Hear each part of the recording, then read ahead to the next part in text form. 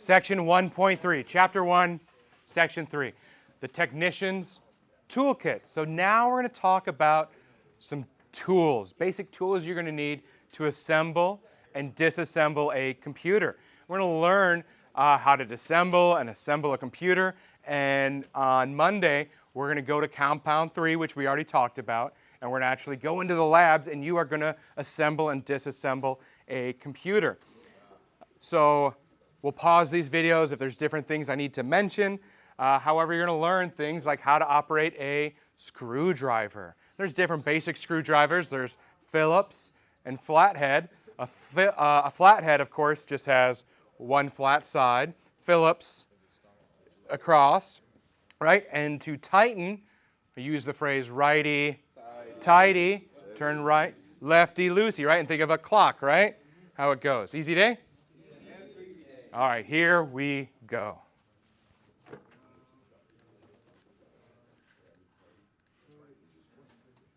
Hello, everyone. Imagine building a computer with your bare hands. But then we don't have to do that. We are here to look at the tools used to work both outside and inside our computer cases. We're going to start here with ESD safety. I have an anti-static wrist strap here, and also I have an anti-static mat. With the anti-static wrist strap, we put it around our wrist or our ankle so it contacts our skin. Even tighter. Now, What did he just put on? What was that called? Very good. there's an alligator clip that can attach to ground.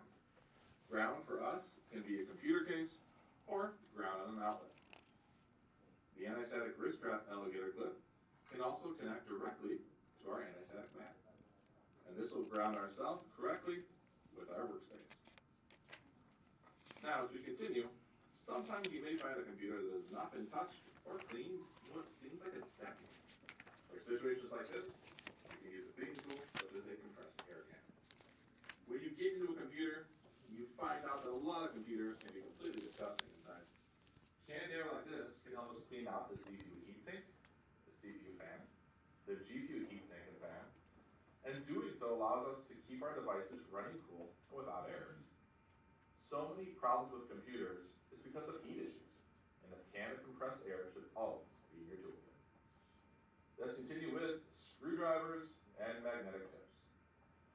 Commonly, the magnet will be weak enough to not affect the sensitive devices within your computer, but they are usually strong enough to assist in not losing and or retrieving screws.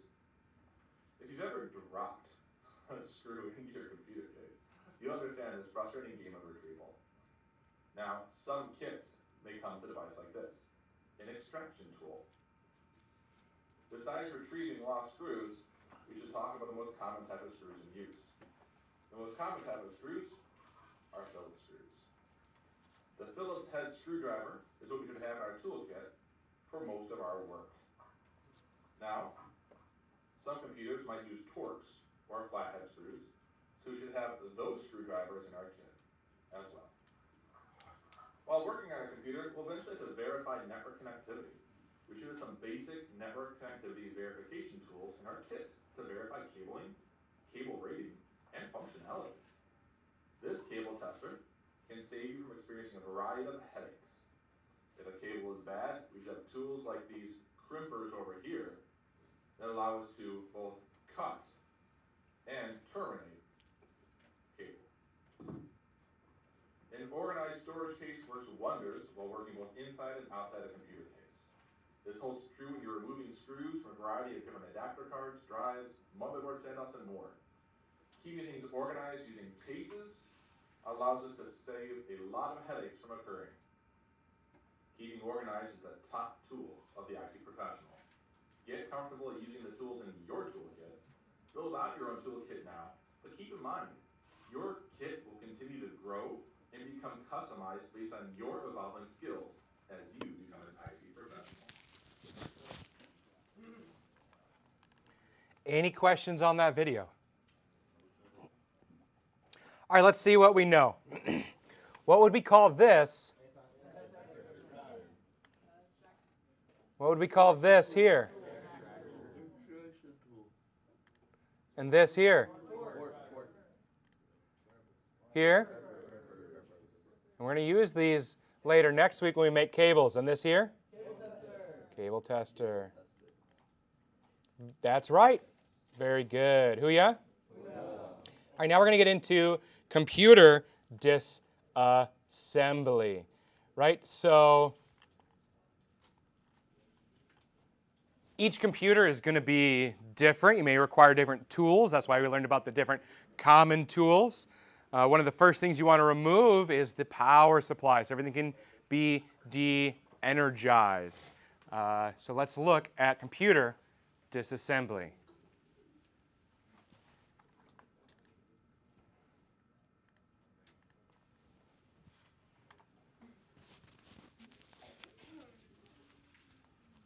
Hello everyone. Can you believe it? We're here to disassemble a perfectly good and working computer. But that's how we learn. Now, that's how we're going to practice becoming the best IT professional. Let's get started on disassembly. To begin, I'm going to power off the computer. Then I'm going to disconnect the power cable from the power supply. Commonly, we like to depress the power button and hold it down for a little bit longer. That'll get rid of any excess power on the system. On the back of the computer, now we can remove all these video and audio cables, mice, and keyboard. Also, I'll unplug my network cable as well. Network cable, mouse, keyboard. I can remove the audio cable, and then even my video connector. The computer is completely unplugged, and now we're going to lay it on its side, and we're going to get to the internals. Remove the mouse and keyboard to make it easy. When I get the computer on its side, I can remove the screw on the back. You can either do this by hand or use a screwdriver if you need. Then we can slide the case cover. We'll start again on the inside. With my case opened up and laying on its side, we can start with our hard drive. My solid state hard drive is mounted right here. We're going to zoom in on that and we're going to disassemble. First, what we're going to do is take off the SATA power connector, which is right here. We can safely pull that straight back and disconnect. Then we have the SATA data connector, which I can also pull and disconnect. At this time, I can now unscrew that hard drive and we can pull it right out of there. I'll take that corresponding screwdriver with the correct bit, and we'll remove these screws that are holding it on.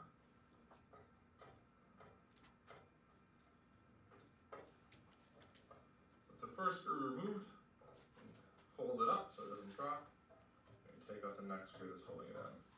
Commonly, your hard drives will have 4 screws to remove, but for the sake of recording, I've got 2.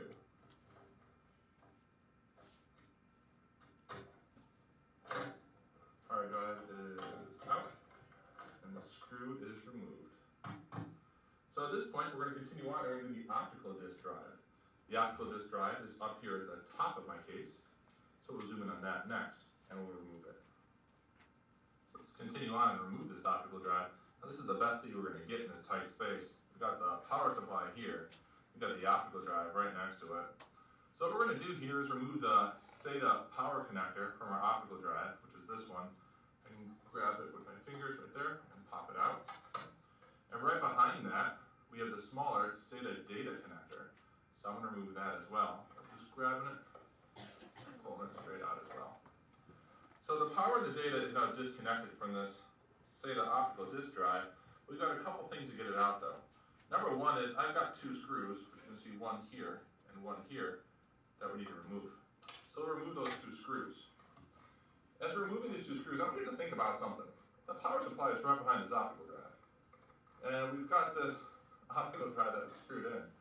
Which way is this optical drive going to go to get out of our case? And go back into the power supply, or are we going to pull this thing out the front? Now for us, we're not going to be screwing in our storage devices, our hard disk drives, our optical drives. We are not going to screw those in because students every day are disconnecting and connecting, right? So the only screws we're going to remove are to remove the power supply from the case. Easy day? Easy day. All right. That's the conversation you got to have when you work on these cases. So So for us, screws are out, optical drive is ready to go nowhere. What we're going to do is turn this case so the front is facing up, and we need to pop off the front plastic of our case. Let's do that next. So that optical drive needs to move. It's not going anywhere, it's not going back, and it's not going forward. So what we need to do is pop off the front plastic part of our case. I've got 3 of these over here, and there's 3 on the other side. I'll show you this. All I do is pull them up. If I pull them up, I can push that case forward, and I can pop off this front cover. And now, ding, the thing is popped off. What I can do is take this optical drive, and I'm going to push it from the back. Look at that. It's going to slide right out for me. Optical drive out. Let's continue on and go through more components of disassembly. So let's continue, and we're going to remove the power supply. In order to do this, we need to disconnect it from the motherboard. Up here at the top, you can see I have a 24-pin main power supply connector to my motherboard. Got that little lever right there. We're going to pull that back and pull this thing straight up off the motherboard. I'll get my hand in there, put my finger on that little lever, and then I'm going to grab it and pull straight up. Got it. There you go, with the lever and all. You can see that clip on there. What connector did you just remove? 24 pin, right? Well, that connects power to the motherboard. So it's 24 pins, or it could be 20 pin. Very good. Not done yet though, because we take a closer look inside this case, we see that there's this other ATX CPU power connector. You may not have this on the board. It really does depend on your computer. So this one also has a little lever. This lever you can see right down over here. So let's zoom in on that, and we'll get this one removed as well. So we're zoomed in, you can see it better. It's a 4-pin right there, and we see that it's got a little clip on it as well. So I'm going to reach my hand in there, try not to obstruct the camera as best as possible, which is not easy because there's a very small space to work in here. And I'm going to grab that thing, I'm going to put my thumb on that lever and pull straight up, and we got it. That's the 4-pin. Now we saw that right, had that clip that he had to squeeze, put on, right? It can only be oriented one way, which means that it is keyed. Very good. So when you're disassembling, pay attention to which way it goes in so you can remember which way you removed it so you know which way it goes in. ATX CPU power connector gives us extra power to the board for our components. So we're good on the power disconnect, so we're going to zoom out a little bit and we're going to take out some adapter cards and finish off our disassembly. We've got one adapter card here, and that's our video card. And we're going to remove this thing. In order to remove it, what I need to do is take off this. What is this? This is going to be our mounting bracket. When I remove this mounting bracket, it will allow us to actually lift up and pull out this graphics card. So I'll take my screwdriver, and we're going to grab that screw on that mounting bracket. And we're going to unscrew it, like so. With that being unscrewed, which now is out, I can go ahead and I can just lift this off. And this secures any cards I have, so they're not going to shift or be removed. So at this time, I'm going to reach into that computer case, and my graphics card has a little lever on the bottom. This lever is very difficult to see, so we're going to do some camera movement here. So here's a better angle. We've got a diagonal view of this graphics card, and if we look closely down there, we'll try not to block the light as we get in the small space. There's this little black lever right here. And if I try to pull up on the card right now, like right here, and pull up, it's not going anywhere. So what I have to do is pull this lever out to the left, which is towards my little yellow wand there. Then I can lift straight up on the card, and it'll come out of the PCI slot that I have. So I'll reach in there, so you can see it. I'll pull that lever right there, pull it towards me, and lift the card straight up. Now it pops out. And you can see where the lever was actually holding on to, right down there, over here. Which comes in handy, so your card won't fall out of the slot. So we'll pull that card out, it's gone. So we'll continue onwards now, and we're going to work on that power supply. We may have already removed our power supply connectors off the motherboard, but it's time to remove the power supply from the case. In order to do this, I'm going to tilt my power supply up in the case, and we're going to take a look at a couple screws. So we've got screws of screw number 1, screw number 2, screw number 3, and screw number 4. And we need to take these out in order to get access to slide this power supply out of the case. And I think you can tell which way it's going to slide out. See how the metal of the case is? It's not going towards me. It's going to slide out into the case. So it's going into the case. So let's do this. I take my screwdriver and it's unscrewed.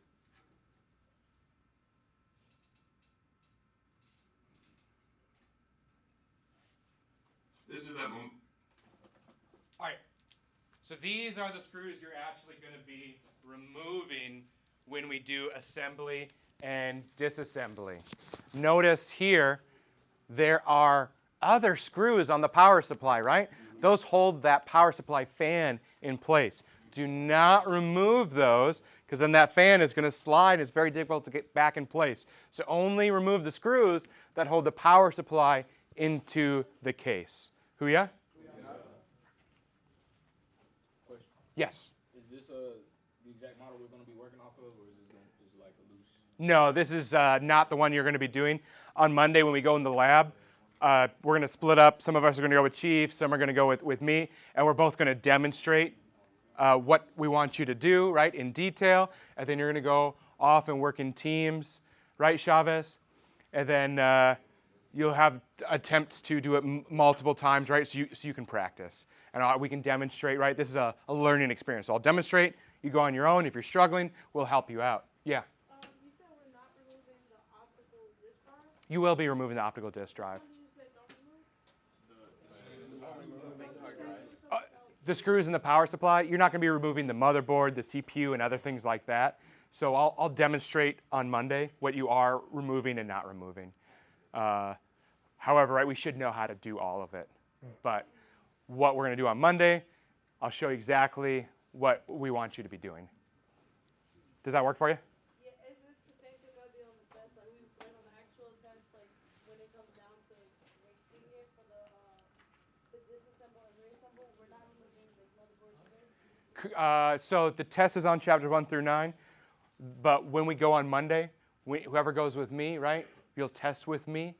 Whoever goes with Chief, you'll test with Chief. So if we do anything different, that way it's the same. Good to go? Great questions. Anything else? Okay. Before you stop, and you make sure it's not going to fall literally into the case at a vertical angle. My power supply here actually has a lever, and the lever I'll show you in a little bit is down below, and that's keeping the power supply locked in. So even now it's not shifting when there's one screw left. Now that's not going to be common for every single computer case, so keep in mind, for you it might be a good time to hold on to the power supply as you take out your last screw. I can do the same, because you've already seen the other ones in video.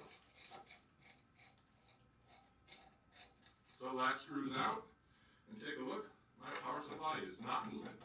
It's still locked, and that's because of another angle of the video I'm going to show you. If you look closely, down here at the bottom corner of my power supply, right over here, that's a locking lever.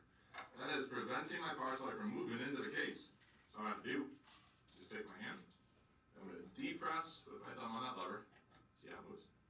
You push down, and the case is going to be able to lower power supply right out, and there it goes.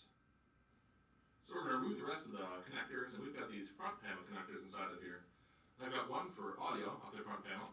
I've got one for USB. And I've got another one for the front panel power, as well as going to be a power LED, reset switch, even a speaker for BIOS. So all we need to do is just take on these and lightly pull them straight up. And there goes our audio. There goes our USB. And lastly, our front panel connectors for our power button, reset button, speaker, and more. Next, we need to get the memory out, which is going to be our RAM, our random access memory, which are two memory chips here. You see them right here and right here. So we're going to zoom in on those. We're going to take a look at how to remove those from our computer case. Now that we've located and we've zoomed in on our two RAM modules, we're going to release the locking tabs on both of the memory modules on the motherboard, and that's on both sides. After that, we can gently lift each of these out of the motherboard slots, and we can place them on our anti-static mat for safety. So I'll go ahead and I'll pop the one locking lever. So you pull it down. Do on the other side, which is a small case. and I can lift that RAM module out and put it on our mat. And do the same thing for the second module, hold on the locking levers, and then lift that card right out. Awesome. At this time, we're finished with our disassembly. There's always more that we could take out, but due to the fragile nature of our remaining items, I've got a CPU with a CPU heatsink and fan, and I've got the motherboard itself with the case fans. This completes the disassembly of our computer tower. All right, does anyone have any questions on that video? Any questions on chapter 1? No? Okay, let's take a break and we'll start chapter 2. Let's be